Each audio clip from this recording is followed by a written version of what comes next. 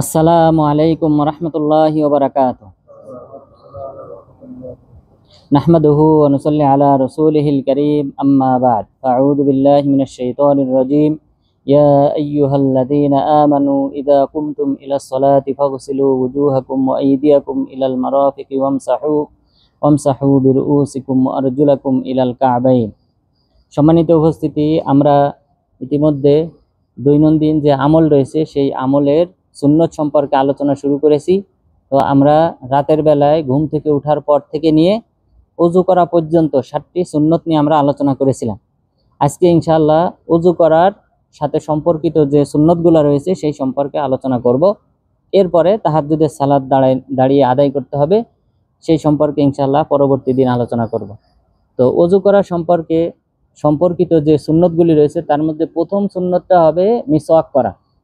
মিসওয়াক করা এটা অন্যতম একটা সুন্নত ওযুর পূর্বে, কারণ রাসূল সাল্লাল্লাহু আলাইহি ওয়াসাল্লাম বলেছেন, লাউলা আন আশুক্কা আলা উম্মতি লা আমারতুহুম বিসওয়াক মা কুল্লি ওযু। আমি যদি আমার উম্মতের উপর কঠিন মনে না করতাম তাহলে প্রত্যেক ওযুর পূর্বে মিসওয়াক করার নির্দেশ দিতাম। তো এটা আমার উম্মতের উপর কঠিন হয়ে যাবে, এই কারণে তাদের উপর এটা ওয়াজিব করা হয় নাই, তবে সুন্নত, তারা করতে পারে। তাহলে এই হাদিস থেকে বোঝা যায় যখনই আমরা ওযু করব তার শুরুতে মিসওয়াক করা এটা হলো সুন্নত।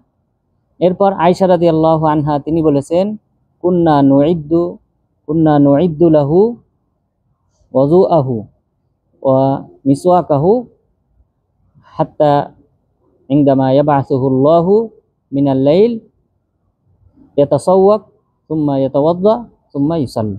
যে আমরা রাসূল সাল্লাল্লাহু আলাইহি ওয়াসাল্লামের জন্য মিসওয়াক রেডি রাখতাম। রাতে যখন তিনি ঘুমাইতে যেতেন, ঘুমাইতে যাওয়ার পূর্বে আমরা মিসওয়াকটা রেডি করে রাখতাম এবং ওযুর পানি রেডি করে রাখতাম। এরপর তিনি ঘুমাইতেন, আল্লাহ তাআলা যখন চাইতেন তাকে জাগ্রত করতেন, রাতে উঠে তারপর তিনি মিসওয়াক করতেন প্রথম, তারপর ওযু করতেন, তারপর সালাত আদায় করতেন। তাহলে মিসওয়াক করা এটা অন্যতম একটা সুন্নত ওযুর শুরুতে। এরপর দ্বিতীয় যে সুন্নত, ওযুর শুরুতে বিসমিল্লাহ বলা অথবা না বলা, তবে না বলাটাই উত্তম। যেহেতু ওযুর শুরুতে বিসমিল্লাহ বলা সম্পর্কে যে হাদিসগুলি এসেছে সব হাদিসগুলা যঈফ। এ ব্যাপারে বলা হয়েছে যে লা ওযুআ লিমান লাম ইউসাম্মিল্লাহ। ওই ব্যক্তির ওযু হবে না যে ব্যক্তি আল্লাহ তাআলার নাম উল্লেখ করলো না, অর্থাৎ বিসমিল্লাহ বলল না। এই যে হাদিসটি, এই হাদিসটি আবু যুরআ রাহিমাহুল্লাহ, আবু হাতিম রাহিমাহুল্লাহ, এরপর ইবনুল কত্তান এবং ইমাম আহমদ বিন হাম্বল রাহিমাহুল্লাহ তারা সকলে যঈফ বলেছে।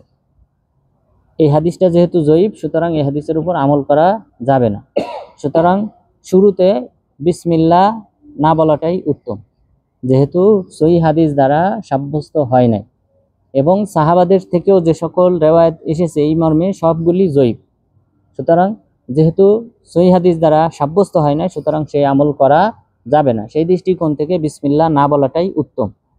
তবে বিভিন্ন আলেমগণ তারা বলেছেন যেহেতু অনেকগুলি যঈফ হাদিস বর্ণিত হয়েছে এই মর্মে, তো সেই হিসেবে বলা যেতে পারে।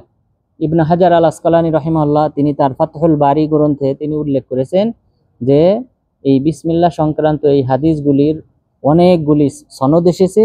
এই সনদগুলি আসার কারণে বোঝা যায় যে এটার অস্তিত্ব আছে, অর্থাৎ হয়তো রাসূল সাল্লাল্লাহু আলাইহি ওয়াসাল্লাম বলেছিলেন কিন্তু সহিহ সনদে আমাদের কাছে পৌঁছায়নি। তো সেই দৃষ্টিকোণ থেকে যেহেতু সহিহ সনদে বর্ণিত হয় নাই, সুতরাং না বলাটাই উত্তম। এরপর তৃতীয় নাম্বার যে পয়েন্ট ওযু করার ক্ষেত্রে, তা হলো আমাদের হাতের কবজিদ্বয় ধৌত করা। এটা হলো ওযুর বলা যায় শুরু পয়েন্ট, যেটা শুরু হয়েছে আমাদের, তা হলো ওযুর শুরুতে আমাদের হাতের এই কবজিদ্বয় পর্যন্ত 3 বার ধৌত করা। উসমান বিন আফফান রাদিয়াল্লাহু আনহু তিনি বলেছেন, রাসূল সাল্লাল্লাহু আলাইহি ওয়াসাল্লামের ওযুর বর্ণনা দিতে গিয়ে তিনি বলেছেন যে সুম্মা ওয়াসালা কাফাইহি সালাসা মাররাত। এরপর তিনি তার 2 হাতের কবজি 3 বার ধৌত করেছেন। 2 হাতের কবজি পর্যন্ত তিনি 3 বার ধৌত করেছেন। তাহলে 3 বার ধৌত করা এটা হলো সুন্নত। তবে এই ক্ষেত্রে আমরা কোন হাত দ্বারা শুরু করব? ডান হাত। পার ক্ষেত্রে, হাতের ক্ষেত্রে আমরা ধৌত করা শুরু করব ডান হাত দিয়ে এবং ডান পা দিয়ে। কারণ এই মর্মে আয়েশা রাদিয়াল্লাহু আনহা তিনি বলেছেন, কানা রাসূলুল্লাহ সাল্লাল্লাহু আলাইহি ওয়াসাল্লাম ইউজিবুহু তায়াম্মুন ফি তানাউলিহি ওয়া তারাজ্জুলিহি ওয়া তুহুরিহি ওয়া ফি শা'নিহি কুল্লি। রাসূল সাল্লাল্লাহু আলাইহি ওয়াসাল্লাম পছন্দ করতেন, ভালোবাসতেন ডান দিক থেকে শুরু করাটা, সেটা চাই জুতা পরার ক্ষেত্রে হোক অথবা চুলের মাথায় সিতি করার ক্ষেত্রে হোক, তিনি ডান পাশটা আগে সিতি করতেন, এরপরে অথবা ওযু করার ক্ষেত্রে হোক, সকল ক্ষেত্রেই তিনি ডান দিক থেকে শুরু করাটা পছন্দ করতেন। এছাড়াও স্পষ্টভাবে রাসূল সাল্লাল্লাহু আলাইহি ওয়াসাল্লাম বলেছেন, ইযা তাওয়াজ্জাতুম ফাবদাউ বি আয়ামিনিকুম, যখন তোমরা ওযু শুরু করবে তখন তোমরা তোমাদের ডান দিক থেকে শুরু করো। তাহলে আমরা যখন হাতের কবজি পর্যন্ত ধৌত করব, প্রথমে ডান হাতের কবজি 3 বার ধৌত করব, এরপরে বাম হাতের কবজি 3 বার ধৌত করব। তাহলে এটা হলো সুন্নত। এরপর এখানে আরো একটা সুন্নত জড়িত রয়েছে, সেটা হলো এই আঙ্গুলের মাঝে খিলাল করা।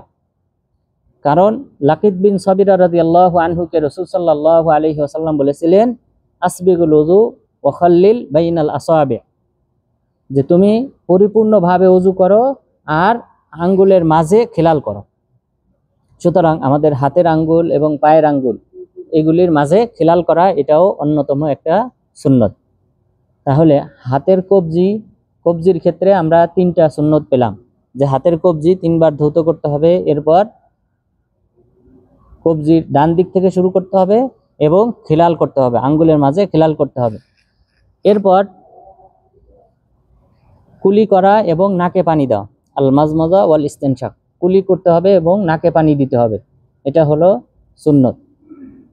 এই মর্মে উসমান বিন আফফান রাদিয়াল্লাহু আনহু তিনি রাসূল সাল্লাল্লাহু আলাইহি ওয়াসাল্লামের ওযু করার বর্ণনা তিনি উল্লেখ করে বলেছেন যে ফামাজমাদা ওয়াস্তানসারা, তিনি কুলি করলেন এবং নাকে পানি দিলেন।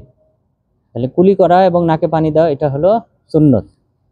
কুলি করা এবং নাকে পানি দেওয়ার ক্ষেত্রে বেশ কয়েকটি সুন্নত জড়িত, তার মধ্যে একটি হলো যে গভীরে, নাকের গভীরে পানিটা পৌঁছাইতে হবে।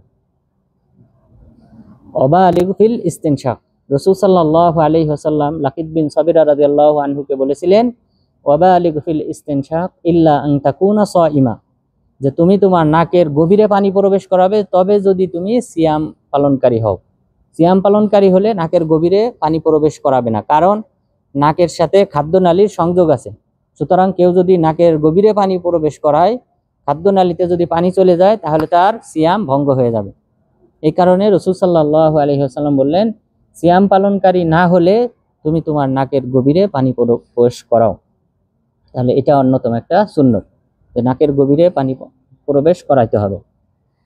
এরপর এই মর্মে আরো একটি হাদিস রয়েছে, রাসূল সাল্লাল্লাহু আলাইহি ওয়াসাল্লাম বলেছেন, আলা আদুল্লুকুম আলা মা ইয়ামহুল্লাহু বিহিল খাতায়া ওয়া ইয়ারফাউ বিহিদ দারাজাত, আমি কি তোমাদেরকে এমন বিষয়ে অবহিত করব না যার মাধ্যমে আল্লাহ তাআলা তোমাদের মর্যাদা বৃদ্ধি করেন এবং পাপসমূহ ক্ষমা করেন, এমন আমলের কথা বলবো না?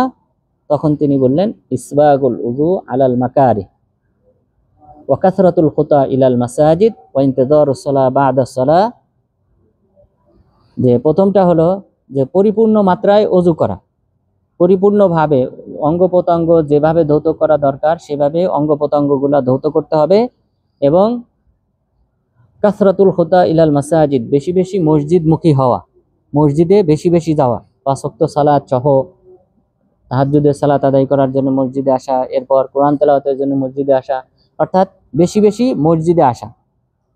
এরপরে বললেন ওয়া ইনতিযারুস সালাহ বা'দাস সালাহ ফাযালিকুমুর রিবাত, এবং এক সালাত আদায় করার পর আরেক সালাত আদায় করার অপেক্ষায় থাকা, আর এটাকে বলা হয় আল্লাহর রাস্তায় পাহারা দেওয়া।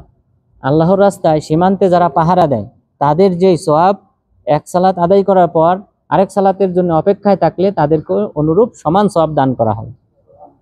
তাহলে চিন্তা করেন, লাইলাতুল কদর কোনো ব্যক্তি যদি উদযাপন করে বাইতুল্লাহ কাবা ঘরে, আর কোনো ব্যক্তি যদি আল্লাহর রাস্তায় পাহারা দেয় মাত্র 1 ঘন্টা, একটা মুহূর্ত, তাহলে সেই মুহূর্তটা হলো উত্তম লাইলাতুল কদর পাওয়া বাইতুল্লাহর কাছে।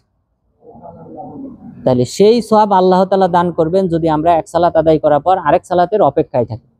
যেমন মাগরিব আমরা আদায় করলাম, অপেক্ষায় থাকলাম কখন ইশার আযান হবে। তাহলে এখানে এই হাদিসে আমাদের যে আলোচনার সাথে সম্পর্কিত সেটা হলো ইসবাগুল উযু, যে রাসূল সাল্লাল্লাহু আলাইহি ওয়াসাল্লাম বললেন যে পরিপূর্ণভাবে ওযু করতে হবে, অর্থাৎ অঙ্গ প্রত্যঙ্গের যে জায়গায় পানিটা পৌঁছানো দরকার সে জায়গায় সেইভাবে পৌঁছাইতে হবে।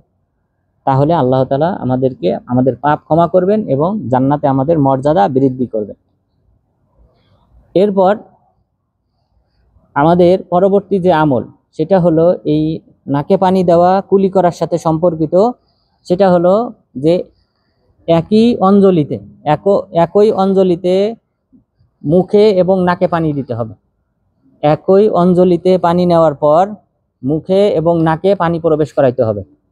কারণ আব্দুল্লাহ ইবনে যায়েদ রাদিয়াল্লাহু আনহু তিনি রাসূল সাল্লাল্লাহু আলাইহি ওয়াসাল্লামের ওযু করার যে বর্ণনা উল্লেখ করেছেন সেখানে তিনি উল্লেখ করেছেন যে সুম্মা মাযমাযা ওয়াস্তানশাকা মিন কাফিন ওয়াহিদা ফাফআলা যালিকা সালাসা। যে রাসূল সাল্লাল্লাহু আলাইহি ওয়াসাল্লাম তিনি একই অঞ্জলিতে পানি নিয়ে নাকে এবং মুখে প্রবেশ করিয়েছেন এবং এটা তিনি 3 বার করেছেন। তাহলে একই অঞ্জলিতে, এটা কিন্তু আমরা অধিকাংশই করি না। আমরা সবসময় কিন্তু কি করি, আলাদা আলাদা, কুলির পানি আলাদা নেই, নাকের পানি আলাদা নেই। কিন্তু ইবনুল কাইয়িম রাহিমাহুল্লাহ তিনি বলেছেন লাম ইয়াজিল ফাসল বাইনাল মাজমাজা ওয়াল ইস্তিনশাক ফি হাদিসিন সাহিহিন আলবাত্তাতা, যে আলাদা আলাদা পানি নেওয়ার সম্পর্কে কোনো সহিহ হাদিস বর্ণিত হয় নাই। তাহলে উনি দৃঢ়তার সাথে বলেছেন যে কোনো সহিহ হাদিস বর্ণিত হয় নাই যে আলাদা আলাদা পানি নিতে হবে কুলি করার ক্ষেত্রে এবং নাকে পানি দেওয়ার ক্ষেত্রে। সুতরাং আব্দুল্লাহ ইবনে যায়েদ রাদিয়াল্লাহু আনহু তিনি যে বর্ণনা দিয়েছিলেন রাসূল সাল্লাল্লাহু আলাইহি ওয়াসাল্লামের ওযু, যে তিনি একই অঞ্জলি থেকে নাকে এবং কুলিতে মুখে পানি প্রবেশ করিয়েছিলেন, সুতরাং এটাই হলো সুন্নত। তাহলে কুলি করার সাথে আমরা বেশ কয়েকটা সুন্নত পেলাম। এরপর কুলি করা নাকে পানি দেওয়ার পর আমাদের মুখমণ্ডল ধৌত করতে হবে। এ সম্পর্কে উসমান বিন আফফান রাদিয়াল্লাহু আনহু তিনি বলেছেন সুম্মা ওয়াসালা ওয়াজহাহু সালাসা। এরপর রাসূল সাল্লাল্লাহু আলাইহি ওয়াসাল্লাম তিনি তার মুখমণ্ডল 3 বার ধৌত করেছেন, 3 বার মুখমণ্ডল ধৌত করেছেন। এরপর আমাদের হাতের কনুই পর্যন্ত ধৌত করতে হবে। এটা কোরআনে উল্লেখ হয়েছে। মহান রব্বুল আলামিন বলেছেন ইয়া আইয়ুহাল্লাযীনা আমানু ইযা কুমতুম ইলাস সালাতি ফাগসিলু ওয়ুজুহাকুম ওয়া আইদিয়াকুম ইলাল মারাফিকি ওয়ামসাহু বিরউসিকুম ওয়া আরজুলাকুম ইলাল কাবাই। হে মুমিনগণ, যখন তোমরা সালাতে দণ্ডায়মান হবে তখন তোমরা ওযু করবে এবং ওযু করার সময় তোমরা তোমাদের মুখমণ্ডল এবং হাত কনুই পর্যন্ত ধৌত করবে, মাথা মাসাও করবে এবং পায়ের গোড়ালি সহ ধৌত করবে। তাহলে এই আয়াতে হাতের কনুই পর্যন্ত ধৌত করার কথা বলা হয়েছে। সুতরাং এই কনুই সহ ধৌত করতে হবে, এর চেয়ে বাড়িয়ে ধৌত করা যাবে না। আবু হুরায়রা রাদিয়াল্লাহু আনহু তিনি একদা বাড়ির ছাদে তিনি ওযু করতেছিলেন আর ওযুর অঙ্গ প্রত্যঙ্গ ধৌত করেছেন বগল পর্যন্ত, এই ইবিত বগল পর্যন্ত তিনি ধৌত করেছেন। তখন এক ব্যক্তি দেখে ফেলার পর আবু হুরায়রা রাদিয়াল্লাহু আনহুকে বললেন এটা কোন পর্যন্ত ধৌত করতাম না। এটা সাহাবীর আমল, এটা গ্রহণ করা যাবে না। রাসূল সাল্লাল্লাহু আলাইহি ওয়াসাল্লামের আমল যদি পাওয়া যায়, তাহলে সেই আমল যদি সাহাবীর আমলের বিপরীত হয়, তাহলে রাসূল সাল্লাল্লাহু আলাইহি ওয়াসাল্লামের আমলকে গ্রহণ করতে হবে, সাহাবীর আমলকে বর্জন করতে হবে। এটা সাহাবীর ইজতিহাদ ছিল। ইজতিহাদটা কি ছিল? তাবলুগুল হিলিয়াতু মিনাল মুমিনি হাইসু ইয়াবলুগুল ওযু। যে রাসূল সাল্লাল্লাহু আলাইহি ওয়াসাল্লাম বলেছিলেন মুমিনের অলংকার, তাদের ওযুর অঙ্গ প্রত্যঙ্গ কিয়ামত দিবসে যে নূর চমকাবে, সেই নূর চমকানোটা পৌঁছে যাবে তার অঙ্গ প্রত্যঙ্গের যে সকল অঙ্গ প্রত্যঙ্গে ওযুর পানি পৌঁছাবে। তো এটা হলো হাদিস। ওযুর পানি অঙ্গ প্রত্যঙ্গের যে জায়গা পর্যন্ত পৌঁছাবে সেই জায়গা পর্যন্ত নূর চমকাবে। তা আবু হুরায়রা রাদিয়াল্লাহু আনহু তিনি ইস্তেমবাদ করেছেন যেহেতু যে পর্যন্ত পানি পৌঁছাবে, তো আমি যদি বগল পর্যন্ত পৌঁছাই তাহলে বগল পর্যন্ত নূর চমকাবে। এটা ওনার ব্যক্তিগত ইজতিহাদ। তো সাহাবাদের ব্যক্তিগত ইজতিহাদ যদি কোরআন হাদিস বিপরীত হয় তাহলে সেটা বর্জন করতে হবে। যেমন আব্দুল্লাহ ইবনে ওমর রাদিয়াল্লাহু আনহু তিনি কি ইস্তেমবাদ করেছিলেন যে দাড়ি কাটতে হবে, উমরায় এবং হজে দাড়ি ছোট করতে হবে আর চুল মুন্ডন করতে হবে। মুহাল্লিকিনা রুউসাকুম ওয়া মুকাসসিরিনা লা তাখাফুন, যে তোমরা বাইতুল্লাহে প্রবেশ করবে চুল মুন্ডন করা অবস্থায় অথবা ছোট করা অবস্থায়, তোমরা কাউকে ভয় পাবে না। এই আয়াত থেকে তিনি ইস্তেমবাদ করেছিলেন যে তার মানে চুল মুন্ডন করতে হবে উমরায় এবং হজে, আর মুকাসসিরিন মানে ছোট করতে হবে, তার মানে দাড়ি ছোট করতে হবে। কিন্তু এই ইজতিহাদটা ভুল ছিল, কারণ রাসূল সাল্লাল্লাহু আলাইহি ওয়াসাল্লাম কয়টা উমরা করেছেন? 4টা। হজ করেছেন একবার। তো এই 5বারের কোনো একবার কি তিনি দাড়ি কেটেছেন? কাটেন নাই। তিনি নিজে দাড়ি কাটেন নাই, তিনি বলেছেন ওয়াফুল্লাহা, তোমরা দাড়ি ছেড়ে দাও। কিন্তু এটা ইবনে উমর রাদিয়াল্লাহু আনহুর ইস্তেমবাত, গবেষণা। তো কোন সাহাবীর গবেষণা যদি কোরআন হাদিসের বিপরীত হয় সেটা বর্জন করতে হবে। তো এখানেও আবু হুরায়রা রাদিয়াল্লাহু আনহু যেটা করেছিলেন, বগল পর্যন্ত ধৌত করেছিলেন, সেটা করা যাবে না, কারণ কোরআনে আল্লাহ তাআলা নির্দেশ করেছেন কুনুই, অর্থাৎ এখানকার যে হাড্ডি, এই হাড্ডি সহ আমাদেরকে ধৌত করতে হবে। এরপর আমাদের মাথা মাসাহ করতে হবে। মাথা মাসাহ করার ক্ষেত্রে এটাও কোরআনে উল্লেখ করা হয়েছে। মহান রব্বুল আলামিন বলেছেন ফামসাহু বিরুউসিকুম ওয়া আরজুলাকুম ইলাল কাবাইন, তোমরা তোমাদের মাথা মাসাহ করো। তো মাথা মাসাহ কিভাবে করতে হবে? আব্দুল্লাহ ইবনে যায়েদ রাদিয়াল্লাহু আনহু তিনি বর্ণনা দিয়েছেন, ফাবাদা বি মুকাদ্দামি রাসিহি হাত্তা যাহাবা বিহিমা ইলা কফা সুম্মা রাজা ইলাল মাকানিল্লাযী বাদাআ মিনহু। যে রাসূল সাল্লাল্লাহু আলাইহি ওয়াসাল্লাম বাদা বি মুকাদ্দামি রাসিহি, তার মাথার যে চুলের অংশ যে শুরু হয়েছে, এই চুলের অংশ থেকে শুরু করে নিয়ে বাদা বি মুকাদ্দামি রাসিহি ইলা কফা, যেখানে চুল শেষ হয়েছে, এই ঘাড় যেখানে চুল শেষ হয়েছে সেই পর্যন্ত নিয়েছে। তুম্মা রাদ্দাহুমা ইলাল মাকানাল্লাযী বাদাহুমা, এরপর যেখান থেকে শুরু করেছেন সেখানে আবার তিনি তার হাত ফিরিয়ে এনেছেন। এটা হলো সুন্নাত। তাহলে হাতটাকে ভেজানোর পর, পানি নেওয়ার পর এটাকে কি করতে হবে? মাথাটা মাসাহ করতে হবে, এই চুলের সম্মুখ ভাগ থেকে নিয়ে এই চুলের শেষ পর্যন্ত, এরপর সেখান থেকে আবার পুনরায় সামনে নিয়ে আসতে হবে। এটা হলো সুন্নত। এবং এই বর্ণনাটা দিয়েছেন আব্দুল্লাহ ইবনে যায়েদ রাদিয়াল্লাহু আনহু। আর বাকি যে ঘাড় মাসাহ করা হয়, ঘাড় মাসাহ কিন্তু কোথাও উল্লেখ করা হয় না। এই আব্দুল্লাহ ইবনে যায়েদ রাদিয়াল্লাহু আনহু ওযুর হাদিস বর্ণনা করেছেন, ওসমান বিন আফফান রাদিয়াল্লাহু আনহু ওযুর হাদিস বর্ণনা করেছেন, আলী বিন আবি তালিব রাদিয়াল্লাহু আনহু তিনি ওযুর বর্ণনা করেছেন, আব্দুল্লাহ বিন আব্বাস রাদিয়াল্লাহু আনহু তিনি ওযুর বর্ণনা করেছেন। কেউ কিন্তু ঘাড় মাসাহ করার কথা বলেননি। তবে কিছু বানোয়াট হাদিসে, অর্থাৎ মাউযু বানোয়াট হাদিসে উল্লেখ হয়েছে যে যদি কেউ তার ঘাড় মাসাহ করে তাহলে কিয়ামত দিবসে তার গর্দানে বেড়ি পরানো হবে না। তো আল্লাহ তাআলা বেড়ি পরানোর কথা বলেছেন কাফেরদের ব্যাপারে, যে কিয়ামত দিবসে কাফেরদের গলায় বেড়ি পরানো হবে লোহা, যেন তাদের মাথা উপর দিক থাকে, আর তাদের পায়ে শিকল পরানো হবে। এরপর তাদেরকে 70 গজ শিকলে এই হাত পা সহ পিঠ সহ এইভাবে মাটিতে ফেলে পেঁচানো হবে। 70 গজ বিশিষ্ট শিকলে তাদেরকে শৃঙ্খল করা হবে, বন্দি করা হবে। এরপরে মাথা নিচের দিক দিয়ে, পা উপর দিক দিয়ে গরম পানি, ফুটন্ত পানির উপর দিয়ে টেনে হেসড়ে জাহান্নামে নিক্ষেপ করা হবে। নাউযুবিল্লাহ। তো এই আয়াত অবতীর্ণ হয়েছে কাদের ব্যাপারে? কাফেরদের ব্যাপারে। তো সুতরাং ওই হাদিসটা যে মাউযু বানোয়াট সেটা বোঝা যায় এই আয়াত থেকেও। কারণ ঘাড় মাসাহ এটা কারা করে? কাফেররা না মুসলিমরা? মুসলিমরা। তো মুসলিমরা ঘাড় মাসাহ করলে মুসলিমদের গলায় বেড়ি পরানো হবে কেন? মুসলিমদের গলায় তো বেড়ি পরানো হবে না, বেড়ি পরানো হবে কাফেরদের গলায়। সুতরাং কোরআনের বিপরীত হয় ওই হাদিসটি, এবং ওই হাদিসটা মাউযু বানোয়াট, অর্থাৎ কেউ বানিয়ে এটা রাসূল সাল্লাল্লাহু আলাইহি ওয়াসাল্লামের নামে প্রচার করেছে। সুতরাং ঘাড় মাসাহ করা যাবে না। এরপর কান মাসাহ করতে হবে ওই পানি দিয়েই, অর্থাৎ আপনার হাতের যে ভিজা রয়েছে সেই ভিজা দিয়েই কি করতে হবে? কান মাসাহ করতে হবে। কারণ আব্দুল্লাহ ইবনে যায়েদ রাদিয়াল্লাহু আনহুর এই হাদিসে সেখানে বলা হয়েছে যে তিনি মাথা মাসাহ করার সময় নতুন পানি নিয়েছেন, নতুন পানি দিয়ে হাত ভিজিয়েছেন, এরপর মাথা মাসাহ করেছেন এবং পাশাপাশি কান মাসাহ করেছেন। কান মাসাহ করার ক্ষেত্রে এই 2 আঙ্গুল কানের ভিতরে প্রবেশ করাইতে হবে, আর এই 2টা এই পিছন দিয়ে এইভাবে কি করতে হবে? এইভাবে পিছন দিয়ে মাসাহ করতে হবে, আর কোনো কিছু না। অর্থাৎ কানের ভিতরের সব জায়গায় মাসাহ করা লাগবে না, শুধু কানের ভিতরে এই 2 আঙ্গুল প্রবেশ করাইতে হবে, আর বাহির দিয়ে এই 2 আঙ্গুল দিয়ে কানটা মাসাহ করতে হবে। এরপর আমাদের এখন সর্বশেষ যে আমল সেটা হলো পায়ের গোড়ালি সহ ধৌত করা। এটাও মহান রব্বুল আলামিন কোরআনে উল্লেখ করেছেন, ফামসাহু বিরুউসিকুম ওয়া আরজুলাকুম ইলাল কাবাইন, তোমরা তোমাদের পা গোড়ালি সহ ধৌত করো। গোড়ালি সহ ধৌত করো। রাসূল সাল্লাল্লাহু আলাইহি ওয়াসাল্লাম এক ব্যক্তিকে দেখলেন তার পিছনের গোড়ালি, এই পিছনের অংশ অনেকে ভেজে না, তাড়াহুড়া করে পানি দিয়ে চলে আসে, এই পিছনের অংশ ভেজে না। এক সাহাবীকে তিনি দেখলেন যে তার পিছনের অংশ ভেজে নাই, তখন তিনি বললেন ওয়াইলুল লিল আকাবি মিনান নার, যাদের গোড়ালি ভেজবে না তাদের জন্য দুর্ভোগ, তাদেরকে জাহান্নামের আগুনে পোড়ানো হবে। নাউযুবিল্লাহ। জাহান্নামের আগুনে যদি এই গোড়ালির নিচের অংশ পোড়ানো হয়, আপনারা জানেন জাহান্নামে সর্বনিম্ন যে শাস্তিটা দেওয়া হবে সেটা হলো আবু তালেবকে। আবু তালেবের ক্ষেত্রে কি বলা হয়েছে যে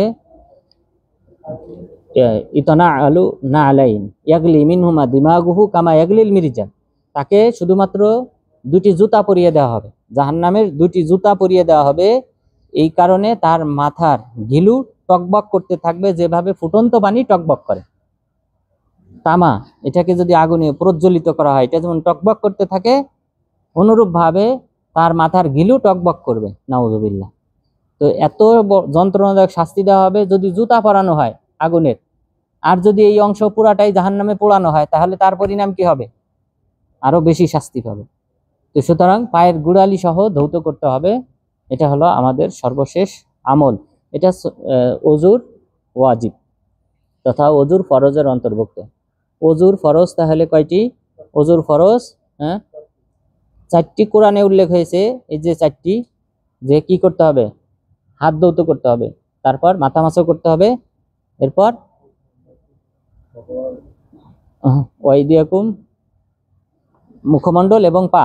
কয়টা হলো? 4টি। এরপর আরো 2টা যুক্ত হবে, একটা হলো তারতিব, ধারাবাহিকতা। এই যে রাসূল সাল্লাল্লাহু আলাইহি ওয়াসাল্লাম প্রথমে যে হাতের কবজি ধৌত করেছেন, তারপর কুলি করেছেন, নাকে পানি কুলি এবং নাকে পানি দেওয়া, এটা মুখ ধৌত করা, এই যে তারতিব, ধারাবাহিকতা বজায় রাখতে হবে। এরপর মুআলাত। মুআলাত মানে এটাও ধারাবাহিকতা, তবে যেন এক অঙ্গ ধৌত করার পর আরেক অঙ্গের মাঝে বেশি ব্যবধান না থাকে। যে আপনি প্রথমে হাত ধৌত করেছেন এটা, এরপরে জোহরে, এখন আপনি সকালে হাত ধৌত করেছেন, দুপুরে আপনি কি করলেন? কুলি করলেন, হবে? তাহলে এই যে মুআলাত অর্থাৎ ক্রমধারা, এই ধারাটা ঠিক রাখতে হবে, অর্থাৎ যেন এক অঙ্গ শুকিয়ে যাওয়ার পূর্বে আরেক অঙ্গ কি করা হয়? ধৌত করা হয়। এমন যেন না হয় যে অনেক বিরতি দেওয়া হয়েছে, তাহলে তার ওযু হবে না। এটাও ওযুর একটা ফরজ বা ওয়াজিব। তাহলে ওযুর ফরজ হবে মোট 6টি, যে 4টি কোরআনে আছে, আর এরপরে ধারাবাহিকতা বজায় রাখা, আর পরপর ধৌত করা, বেশি বিরতি না দেওয়া। এই 6টি হলো ওযুর ফরজ অথবা ওয়াজিব। তাহলে আজকের আলোচনায় আমরা ওযু সম্পর্কে আমরা জানলাম যে ওযুর ক্ষেত্রে অনেকগুলি সুন্নত জড়িত। তো এই সুন্নত সহকারে এবং যেগুলি আমাদের মাঝে বিদআত প্রচলিত রয়েছে ঘাড় মাসাহ করা, সেগুলি আমাদেরকে বর্জন করতে হবে। তো আল্লাহ তাআলা যেন আমাদেরকে রাসূল সাল্লাল্লাহু আলাইহি ওয়াসাল্লামের আনুগত্য করার মাধ্যমে, আল্লাহ তাআলার নৈকট্য অর্জন করার মাধ্যমে ইহকালীন পরকালীন সফলতা অর্জন করার তৌফিক দান করেন। আমিন। ওয়া আখিরু দাওয়ানা আলহামদুলিল্লাহি রাব্বিল আলামিন।